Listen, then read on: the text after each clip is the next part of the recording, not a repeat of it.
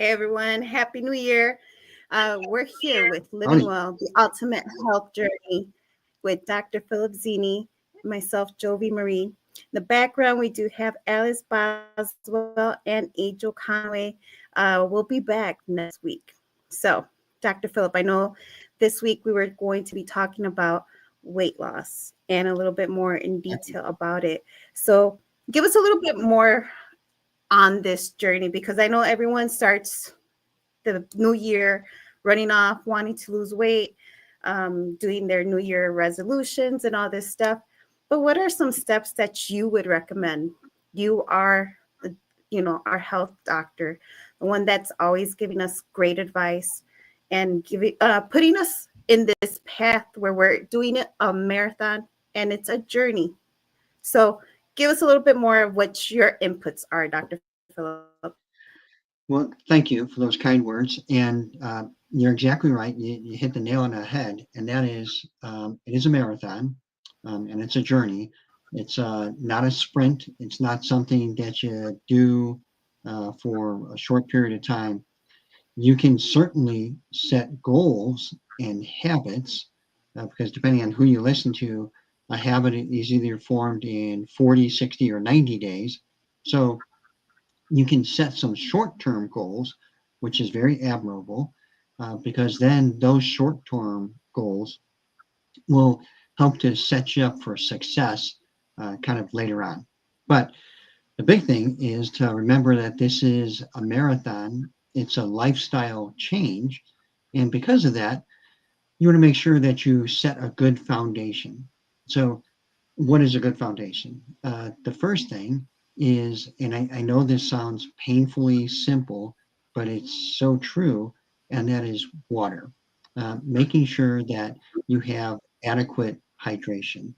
Because if you're not getting enough water in, then your body kind of mistakes the cues, so it kind of doesn't really understand. So, for example, someone may think they're hungry, but the reality is, especially the older that we get, the reality is that you're thirsty. So the first thing to do before you're thinking about having something to eat is to always drink a large 8-ounce glass of water. So Okay. in general, you should be consuming about half your body weight in ounces a day. So the average person is about 150, 175 pounds, something like that. So that means you should be drinking anywhere from 75 to 80 or 90 ounces of water a day. The only caveat to that is unless you have some type of heart disease or kidney disease, either kidney failure or congestive heart failure, then your physician is going to tell you to monitor your water. So, as long as you don't have heart disease, kidney disease, then most likely you can consume that amount of water, half your body weight in ounces of water a day. Again, the reason why that's important is because the body doesn't always understand the cues. So that's the first thing. The second thing, and so many people kind of miss this, is staying busy. So what I mean by that is if you're behind a desk and your mind wanders, or you're behind the desk and you're not really that physically active, then your body thinks about food a lot. So um, in one of my day jobs, I'm in a busy clinic, so I don't really have the time to think about food. So my lunchtime is a protein shake because it's easy, it's quick, and again, it sounds so simple, but if you keep your mind preoccupied, either with work or with activity or with doing something around the house or around the yard, then it's really easy to kind of lose track of time. And then you've got the best weight reduction formula, and that is staying hydrated and staying busy. So Right. that's kind of the foundation of weight reduction is staying busy, keeping hydrated. So the next thing is talking about food. Mm-hmm. So before I get into that, Darling, can drinking too much water cause brain damage? So I've not really heard of brain damage. There is a very rare form of kidney disease where your body doesn't realize that it's getting too much water. And as a Mm, result, you can dilute the natural sodium, the natural minerals in your body, and that can lead to issues with the brain. But that's a pretty rare disease and a rare cause of hyponatremia, which means just low sodium. So if you've had a simple blood test, that should pretty much rule that out. So if you're at all concerned about that, just ask your primary care clinician for a simple comprehensive metabolic profile, a complete blood count, and a urinalysis, and that should pretty much rule out any type of kidney disease that could be causing that. But that's a good question. So now we'll dive into foods. You've heard us, if you've listened for the past year, we're always talking about trying to get as close to the earth as you could, as close to the farm as you could. And what that means is eating plenty of vegetables, of eating foods, if you can afford them, organic foods, because those things aren't going to have all the pesticides, fungicides, herbicides, all those things that could potentially be a toxin to your body. But more importantly, it's going to fill you up with foods that don't have a lot of calories. Because right. again, if you think about it, you'd rather have a big salad bowl, right? Um, as opposed to a little, I know this sounds terrible, but a candy bar. That's the easiest way to kind of compare it.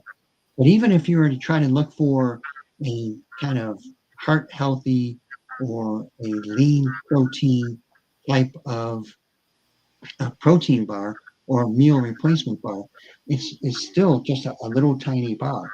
So it doesn't give you that sense that you're kind of filling yourself up.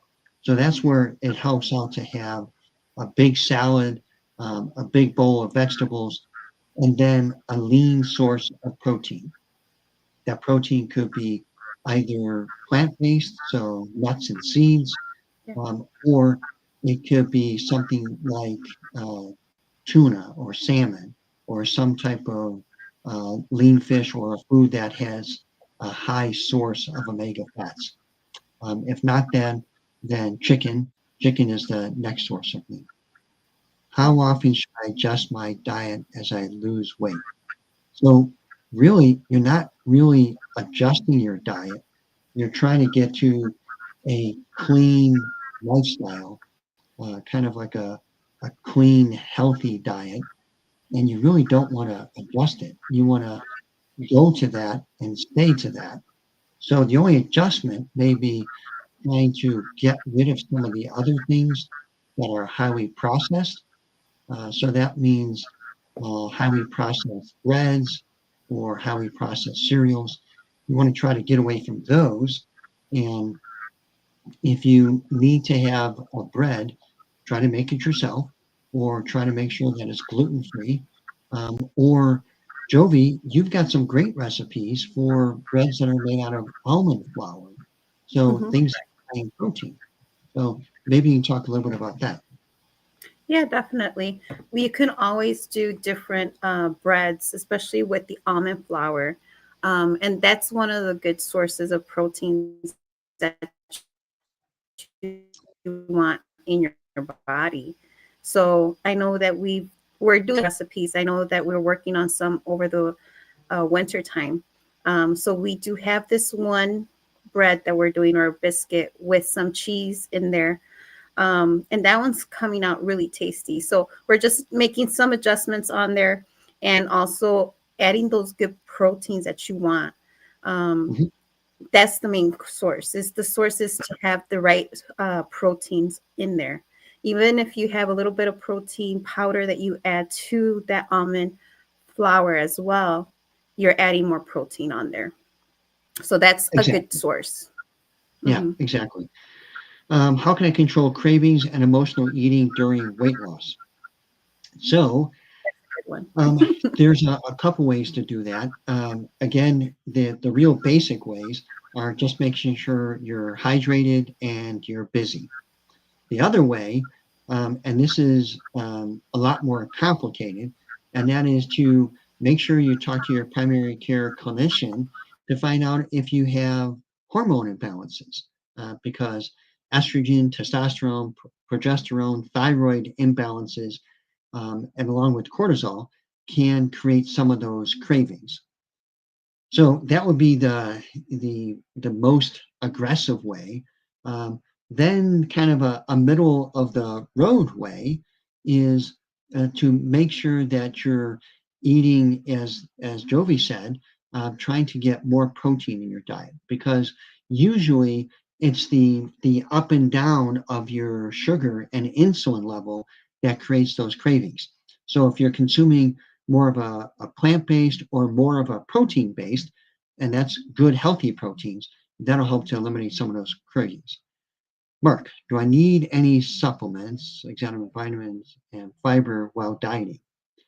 So typically, if you're eating a broad kind of spectrum of vegetables and throwing in some fruits in the middle of the day, and getting in some good protein sources, whether that be fish or chicken or whole eggs, and especially if they're organic eggs, those are going to be complete sources of protein. However, with all that said, um, I take a multivitamin every day. And for me, it's just insurance. And it's relatively a low cost insurance. It's kind of like a life insurance policy. You need some type of insurance. And if you can only afford one thing, a good multi is going to help you out to give you all those things you need. So the other question, or answer, I should say, around cravings are there are supplements out there that can help out with those cravings because they act somewhat as an appetite suppressant. So it's not going to be the pharmaceutical appetite suppressant like the phentermines or the ones that are essentially a a pharmaceutical kind of prescription grade um, speed, really. Sorry, but that's what it is. So there are ways to do that, and because of that, you can use supplements to kind of get you along. And then Diane asked about semaglutide. Um, Thank you for that very nice lead in. That's going to be next week. We're going to talk about some of the specific weight loss medications that are out there. And we'll talk about the whole class. They're called GLP-1 inhibitors. We'll talk about that whole class next week. Thank you very much for that lead in for next week. Stay tuned for next week, and we'll talk about that. So there are some supplements out there. We have one that's called Shape and Burn that works out very well for not only giving you a nice energy boost, but with that energy boost, it also helps out with kind of making you feel like you're not really hungry. Barb asked, are there natural alternative supplements that can help with weight loss? That was the one I just talked about, Shape and Burn. It is a natural supplement that can help you with some of your cravings. It helps out with boosting your metabolism naturally. It has some vitamins in there that can help out again with boosting your metabolism. So it is a natural way of doing that. Where do I get it? Um, I'm sure the great wizard behind the screen can post the website on where to get it. Oh yeah, Great absolutely. wizard behind the screen. There you go. It's Wellbeingpath.mysdetail.com / vital for life. That'll take you to the site that helps out with this 4-pack, but also in there, if you just search for Shape and Burn, you can find it. So the reason why she posted the Vital for Life is because it also has one of our mist sprays, besides the vitamin. One of the mist sprays, mangosteen, has been shown. There you go. Thank you, great wizard behind the screen. Um, that xantho mist has primarily a mangosteen product in it. And mangosteen has been shown in the research going all the way back to the 40s to be kind of like a gastric metabolic bypass. So, gastric bypass, the surgery, shrinks your stomach or avoids your stomach. So, this way you just can't really consume that many calories. But what mangosteen does, because of one of its properties, which is a polyphenol, it tells your body to kind of bypass some of the calories. So it tells your liver to bypass things, your kidneys to bypass things. So this way you're not absorbing all of the calories, all of the sugar. So it's somewhat like a natural, or what I said is a metabolic bypass. Any side effects?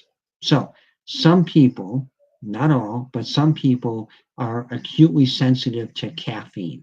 So if you are acutely sensitive to caffeine, then you would use the Shape and Burn just in the morning.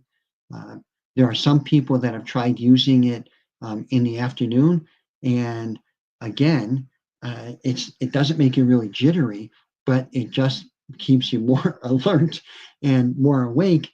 And if you're trying to sleep and you're kind of sensitive, yeah, that's going to be a problem. So not really a side effect that's bad, but for people that are acutely sensitive to caffeine, it can have that effect. The mangosteen, if you start off the xanthomist product with the mangosteen, if you start off with just 2 sprays in the morning, 2 sprays in the evening, or 2 sprays in the morning and then 2 sprays before lunchtime, you shouldn't have any side effects. There are some people that, because this is America and they think more is better, they'll start off with 8 or even 16 sprays a day. And when you start that high, then sometimes people get what's called a Herxheimer reaction, where your body is trying to detox and you'll feel kind of like flu like symptoms or just kind of like not really high energy, maybe even a little achy. So if you start off with 2 sprays in the morning, 2 sprays at lunchtime, especially if you're trying to do it for weight reduction, you shouldn't have a problem. Sherry, I spoke to someone about energy drinks. So, to the great wizard behind the screen, we should probably do a whole show on energy drinks. So, there are good energy drinks out there, and there are bad energy drinks. Um, we just developed one that is on the good side because, thank you, great wizard behind the screen. This is one of the good ones because it's all natural. It doesn't have any artificial sweeteners in it. And again, because it is all natural, it it beats all of the other ones out there. And if I named names, you could probably kind of guess. But it has everything that's all natural, so it's virtually no calorie. It has less than one carbohydrate. It has all the good stuff that you would want. So, for example, the caffeine in it comes from ginseng and green tea. And those two things give you a nice, sustained, slow release, uh, kind of a caffeine effect, if you will. So, again, it's all natural, it's clean, it helps you to focus your energy. I use it as my workout drink, and it works out great because I'm up at 4:30 in the morning. So it's a good way to help out with either boosting energy or if you want to use it as a workout trick, you can. Sherry, the package said no crash. How long does the energy last? Everybody is different. For me, it's about 5 or 6 hours, and that's after my workout. Um, so And again, that's the other issue when you have some of these other caffeine laden drinks that can have anywhere from 300 to 400 milligrams of caffeine. You're going to get a pretty um, good kind of buzz, if you will, or high. But then because it's the fast release caffeine, you get kind of that crash. With this, you don't get that. Also, because it has GABA and gotu cola in it and now taurine, again, it's a nice, smooth kind of uplifting, and your heart doesn't race, you don't get jittery. So it really works out well, um, and especially for me as a workout drink. So we kind of got sidetracked with natural supplements. Um, so I'll shut up there because we're almost out of time. Sorry. Uh, So, Dr. uh, Phillip, I do have a question though. yeah, go I ahead. so for the actual energy drink itself, Yeah. I Uh-huh. know it makes you focus. Yeah. And also with that being said, I know it has a component in there that I was researching and looking at. Would that also help with the weight loss, So especially indirectly, when you're doing yeah, what I mean by that is, you're uh, drinking it as a pre-workout and you're working out and yeah. So the reason why it does help out um, with weight reduction is because you're going to get a better workout, but it also helps out with recovery. And that's really important. So it has a little bit of electrolytes in there to help out with hydration. That's from the coconut water. It also will help you, again, like I said, with the recovery, with the beta alanine in there, that'll help out with recovery. So, um, if you have more energy to do a workout, then theoretically, that's going to help out with your weight reduction. If you have kind of like this calm energy and focus, then you're not going to be so focused on food or where's your next meal. So it's not really good as an appetite suppressant. The shape and burn will be better for that. The mangosteen is going to be better for that in xanthomist, but this is going to help out with energy. And as we talked about last week, most people are burning the candle on both ends and they need a little bit of energy. The other kind of nice side effect, if you will, or good effect, if you will, is that because you have a nice clean energy burn, it's going to allow you to sleep better at night. You had a good exercise program, a nice clean energy burn. So you're going to sleep better at night. And that comes largely from the GABA and the Gotocola. So yeah, indirectly, it's going to help people. that's perfect. That's actually wonderful. A lot of people, I myself, I started taking it and it's amazing. I love it. It's giving me all this energy. I can focus. And even early in the mornings, like I normally would have to take at least 2 to 3 cups of coffee. I'm not even drinking that much anymore. And I feel amazing with it. So that's one of my top to go, especially to do as a pre workout, and also to focus a lot. It actually makes you focus and centered. So I like it. It's a plus for me. Yeah, no, I agree with you 100%. And we're hearing very nice testimonials from around the country about it. And even people, there are people that are younger than me that aren't really in the energy drink space or even thought about it. So they're kind of worried about an energy drink. So they'll cut it in half. So instead of mixing it with 8 or 10 ounces water, they mixed it with 20 ounces water. Um, had a nice little effect, but it gave him the confidence to try it full strength. Because again, it doesn't make you feel jittery, it doesn't make your heart race. So It's a nice, clean energy boost. Yeah, that's awesome. Mhm. So, Dr. Phillip, I know we have to wrap it up. It's that time, and I know we'll be back next week, same time at 8 o'clock Central Time, 6 o'clock Pacific Time, and also 9 p.m. At Eastern Standard Time. And then below, we have wellbeingpath.myctfo.com/vital for life.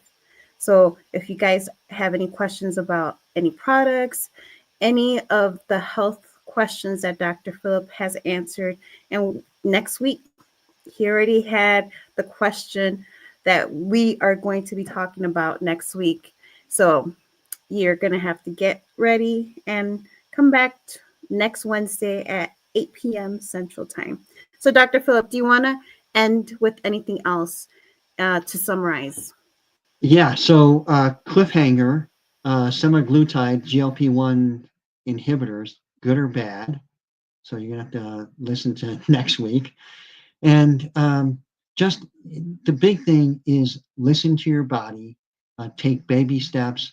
Remember, this is a marathon and not a sprint, and we'll come alongside and help you out. God bless you and good night.